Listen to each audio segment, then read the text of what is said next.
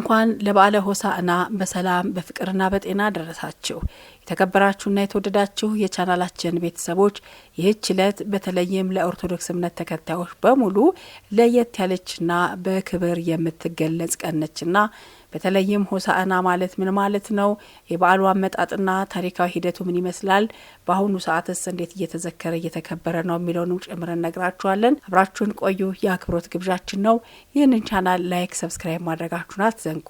መልካም ጊዜ። ሆሳዕና የኢትዮጵያ ኦርቶዶክስ ተዋሕዶ ቤተክርስቲያን እምነት ከስምንቱ የአብይ ጾም እሁዶች አንዱና የመጨረሻው ሳምንት ተብሎ የሚጠራው ከትንሣኤ ቀድሞ የሚገኝ የሕማማት መግቢያ ዋዜማ ነው።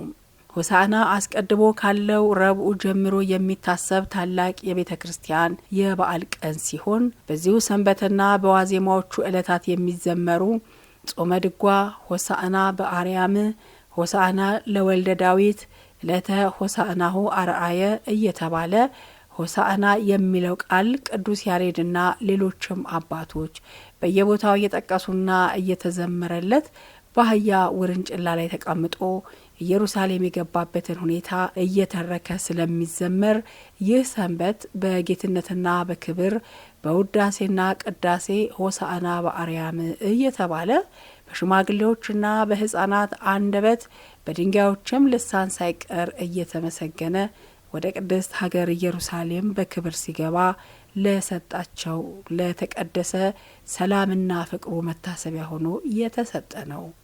አስቀድሞ በነቢየ እግዚአብሔር ዘካርያስ እንደተነገረው አንቺ የጽዮን ልጅ ሆይ እጅግ ደስ ይበልሽ፣ አንቺ የኢየሩሳሌም ልጅ ሆይ እልል በይ፣ እነሆ ንጉሥሽ ጻድቅና አዳኝ ነው፣ ትሑትም ሆኖ በአህያይቱም ግልገል በውርንጭላይቱ ላይ ተቀምጦ ወደ አንቺ ይመጣል፣ ሰላምን ይናገራል እንዳለ ሁሉ የሆሳዕና በዓል የቤተ ክርስቲያን ጌታ ወደ ቤተ መቅደስ ሲገባ ሕዝቡ ጸበርት ወይም ደግሞ ዘንባባ በመያዝ ብሩክ ዘይመጽእ በስመ እግዚአብሔር በእግዚአብሔር ስም የሚመጣ የተባረከ ነው በማለት ስለተቀበሉት ይህንን በማሰብና በማድረግ ቤተ ክርስቲያን ዘንባባ ለሕዝበ ክርስቲያኑ ይታደላል።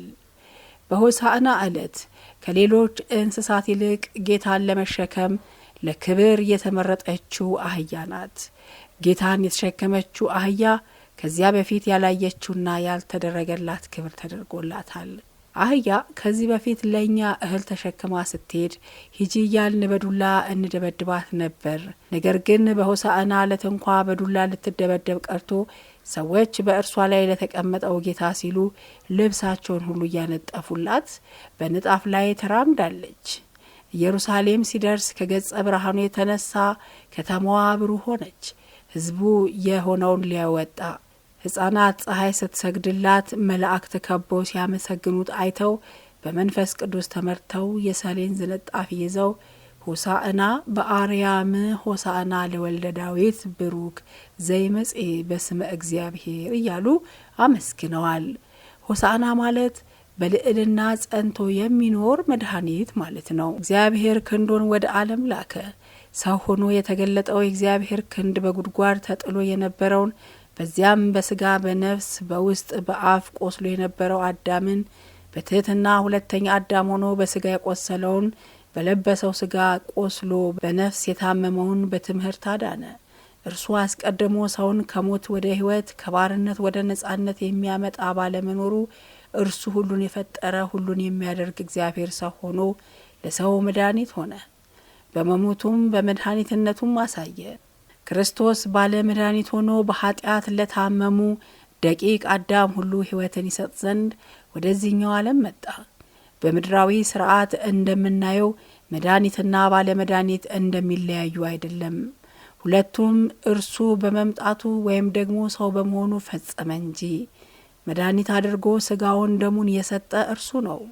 በካህናት አድሮ ሰው በንስሐ ሲመለስ መድኃኒት ወደ ሆነው ወደ ራሱ የሚመራ እርሱ ነው። ክርስቶስ መድኃኒት መሆኑ በሕመሙና በሞቱ ነው።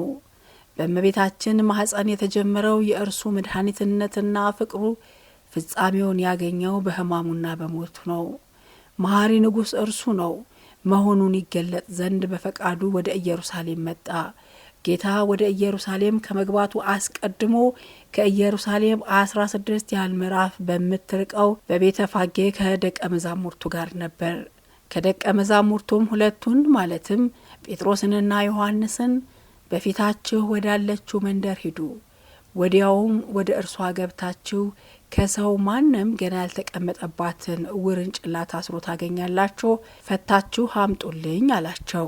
ዳግመኛ ሰው ወዳልገባበት የተዘጋች የምስራቅ ደጅ ወደምትባል ወደ ድንግል መጥቶ 9 ወር ማህፀኗ ከተማ አድርጎ እንደኖረ ማህያዊት ከምትሆን ሕማሙ በኋላም ሰው ባልተቀበረበት መቃብር እንደተቀበረ አሁንም ጌታ ወደ ኢየሩሳሌም ለመግባት ማንም ሰው ያልተቀመጠባቸውን በሌላ መንደር የሚገኝ አህያና ውርንጭላ እንዲያመጡ ደቀ መዛሙርቱን አዘዘ። የፍጥረት ሁሉ ጌታ ኢየሱስ ክርስቶስ በልደቱ እስትንፋሷን የገበረችለትን አህያ አሁን ደግሞ በፈቃዱ ስለ ሰው ሁሉ ሊሞት ሲል ንጉስነቱን ሊያስመሰክርባት ወደደ። ጌታችን ኢየሱስ ክርስቶስ እስከ ኢየሩሳሌም ድረስ ካለው 16 ምዕራፍ 14ቱ በአህያ ላይ ሳይቀመጥ በእግሩ ሄደ። ከዚያም 2ቱ ምዕራፍ በአህያ ላይ በመቀመጥ ከተጓዘ በኋላ ኢየሩሳሌምን መቅደስ 3 ጊዜ በውርንጭላ ላይ በመሆን ዞረ። በዚህም ለሰው ሁሉ ያለው ቸርነቱ ሕግ የተሰጣቸው አይሁድና ሕግ ያልተሰጣቸው አሕዛብ ላይ እኩል ቀንበር መጫን እንዳይገባ ጠየቀ። ወደ ኢየሩሳሌምም ሲሄድ ብዙ ሰዎች ልብሳቸውን በመንገድ ላይ ያነጠፉ፣ ሌሎችም ከዛፍ ቅጠሎችን እየቆረጡ ያነጠፉ ነበር። ማርቆስ 11:8 ላይ እንደተቀመጠው ማለት ነው። ከዚያም ሰዎች ሆሳዕና በጌታ ስም የሚመጣ የተባረከ ነው በማለት አመሰገኑ። ይህም ዛሬ ለቤተ ክርስቲያን እኛ ክርስቲያኖች ብሩክ ስሙ ለእግዚአብሔር ወብሩክ ዘይመጽእ በስመ እግዚአብሔር፣ የእግዚአብሔር ስሙ ምስጉን ነው፣ እግዚአብሔር ነኝ ብሎ በእግዚአብሔር ስም የሚመጣ እርሱ ክርስቶስም ምስጉን ነው በማለት የአብና የወልድን መስተካከልን ገልጸን ጌታን እናመሰግናለን። ጌታን የሚከተሉ ሰዎች ሆሳዕና በአርያም እያሉ ጮኹ ነበር። ይኸውም በልዕልና በሰማይ ያለ መድኃኒት፣ ከሰማይ የመጣ መድኃኒት ማለት ነው። የእግዚአብሔር ፍቅርና መሐሪ መሆን በክርስቶስ ሕመማና ሞት ከመቼውም ጊዜ በላይ ተገልጿል። ክርስቶስ የተቀበለውን ሕመምና ሞት የእርሱን አምላክነትና ንጉስነት አልሸሸገውም። እንዲያውም ዙፋኑን መስቀል በማድረግ ንጉስነቱንም በመድኃኒት ገልጿል እንጂ። በነቢይ እግዚአብሔር ንጉስ ውእቱ እምቅድመ ዓለም ወገብረ መድኃኒት በማዕከለ ምድር፣ እግዚአብሔር ከዓለም አስቀድሞ ንጉስ ነው፣ በምድር መካከልም መድኃኒት አደረገ እንደተባለው እግዚአብሔር ድህነትን በፈጸመበት ማዕከለ ምድር ሲሰቀል በመድኃኒቱ ንጉስነቱን መግለጹን ያመላክታል። ጌታ ንግስናው ክብሩ የተገለጠበት ሆነ እንጂ መታመሙና መሞቱ ውርደት ክብሩንም የሚሸሽግ አልነበረም። ሊቁ ዮሐንስ አፈወርቅ ይትባረክ እግዚአብሔር ዘሰመየ ሕማማት ወልዱ ክብሩ ወስብሃት፣ የልጁን ሕማማት ክብሩንና ምስጋና አድርጎ የሰየመ እግዚአብሔር ይመስገን አለ።